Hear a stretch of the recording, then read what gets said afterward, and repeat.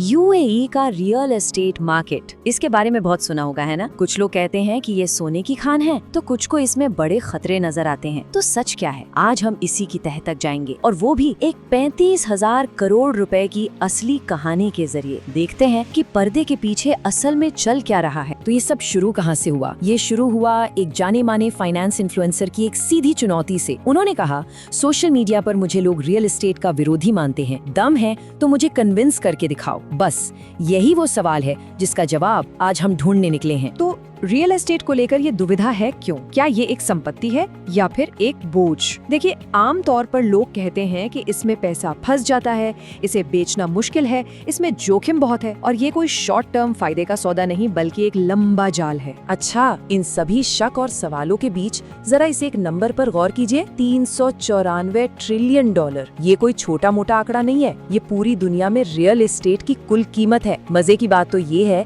कि दुनिया में मौजूद सारी कैश करेंसी से भी कहीं ज्यादा है। एक बात साफ है, हर रियल एस्टेट मार्केट एक जैसा नहीं होता, बिल्कुल नहीं। और इस फर्क को समझने के लिए चलिए यूएई और भारत के बाजार को आमने सामने रखते हैं। देखिए, यूएई में अगर कोई प्रॉपर्टी किराए पर दे तो उसे सालाना लगभग 9% का रिटर्न मिलता है। वहीं भारत में ये आंकड़ा सिर्फ 2% के आसपास है। बड़ा फर्क है ना? और लोन की बात करें तो यूएई में होम लोन की ब्याज दर है करीब 4.5%, जबकि भारत में 8.5%। मतलब साफ है, यूएई का बाजार बिल्कुल अलग नियमों पर चल रहा है, जो निवेशकों के लिए कहीं ज्यादा फायदेमंद है। तो ये सारे आंकड़े हमें एक अरबों डॉलर की कामयाबी की कहानी तक ले आते हैं। ये कहानी है कि कैसे एक बॉलीवुड एक्टर और एक चार्टर्ड अकाउंटेंट ने मिलकर एक पूरा रियल एस्टेट एम्पायर खड़ा कर दिया। उनकी ये यात्रा दिखाती है कि इस मार्केट में कितनी संभावनाएं हैं। ये एक ऐसी पार्टनरशिप थी जिसकी किसी ने उम्मीद नहीं की थी।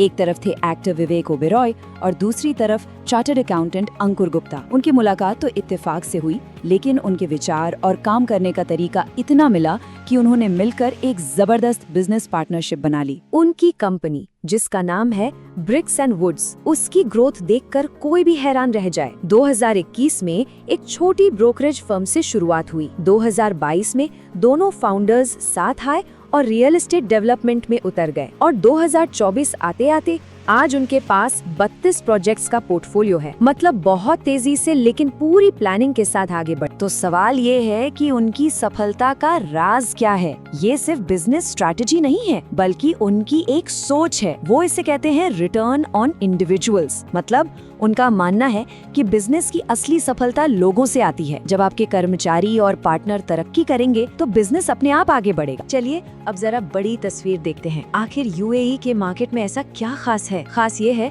कि इसे इस तरह से बनाया गया है कि जोखिम कम से कम हो और ग्रोथ की गुंजाइश ज्यादा से ज्यादा। भारत में एक डेवलपर की कहानी है जो निवेशकों के एक आम डर को दिखाती है। एक मीटिंग में वो एक कप सूप खत्म करने का वादा भी पूरा नहीं कर पाए, तो सोचिए वो पूरी बिल्डिंग कैसे खत्म करते। ये कहानी दिखाती है कि जिन बाजारों में कड़े नियम नहीं होते, वहाँ प्रोजेक्ट पूरा न होने का कितना बड़ा खतरा होता है। अब इसकी तुलना यूएई से कीजिए। यहाँ रेरा जैसा मजबूत सिस्टम है और नतीजा 95% से ज्यादा प्रोजेक्ट्स टाइम पर डिलीवर होते हैं। ऐसा क्यों? क्योंकि यहाँ एस्क्रो अकाउंट्स होते हैं और सरकार की पैनी नजर रहती है। मतलब डेवलपर को पैसा तभी मिलता है जब वो काम पूरा करता है। इससे खरीदार का पैसा पूरी तरह सुरक्षित रहता है। तो यूएई का बाजार अलग क्यों है? पहली बात, जमीन की सप्लाई सरकार के हाथ में है, जिससे कीमतों में बेवजह का उछाल नहीं आता। दूसरी बात, यहाँ 180 से ज्यादा देशों के लोग प्रॉपर्टी खरीद रहे हैं। तीसरी, आबादी इतनी तेजी से बढ़ रही है कि घरों की मांग सप्लाई से ज्यादा है। और आखिर में ये दुनिया भर के करोड़पतियों के लिए बसने की पहली पसंद बनता जा रहा है। ठीक है, इतनी सारी अच्छी बातों के बाद अब उन खतरों की बात करना भी जरूरी है जिनसे बचना चाहिए। तो ये कुछ प्रैक्टिकल सलाह है उन सभी के लिए जो इस मार्केट में कदम रखने की सोच रहे हैं। तो वो कौन सी 5 बड़ी गलतियां हैं जिनसे बचना चाहिए? सबसे पहली और सबसे बड़ी गलती वो है निवेश ही न करना, मतलब मौके को हाथ से जाने देना। दूसरी गलती है गलत ब्रोकर के चक्कर में पड़ जाना। तीसरा, सिर्फ इमोशंस में बहकर कोई डेवलपर चुन लेना। चौथा, ये बहुत जरूरी है, कोई साफ सुथरी एग्जिट स्ट्रैटेजी ही ना होना। और पांचवी गलती, बैंक से जरूरत से ज्यादा लोन लेकर खुद को फंसा लेना। यहाँ कामयाब होने के लिए ना सोच बदलने की जरूरत है। देखिए, पुरानी सोच क्या थी कि रियल एस्टेट एक लॉन्ग टर्म चीज है, एक प्रॉपर्टी खरीदो और जिंदगी भर रखो। लेकिन यूएई में नजरिया अलग है। यहाँ रियल एस्टेट एक लॉन्ग टर्म विजन तो है, पर इसे एक शॉर्ट टर्म ट्रेड करने वाली संपत्ति की तरह देखा जाता है। मतलब खरीदो, 2-3 साल में जब कीमत बढ़ जाए तो बेचो और फिर उस पैसे को दोबारा निवेश कर दो। और आखिर में चलिए भविष्य की ओर देखते हैं। प्रॉपर्टी इन्वेस्टमेंट का अगला पड़ाव क्या होने वाला है? ये एक बहुत बड़ा टेक्नोलॉजी का बदलाव है और इसकी शुरुआत यूएई से हो रही है। भविष्य है टोकनाइजेशन।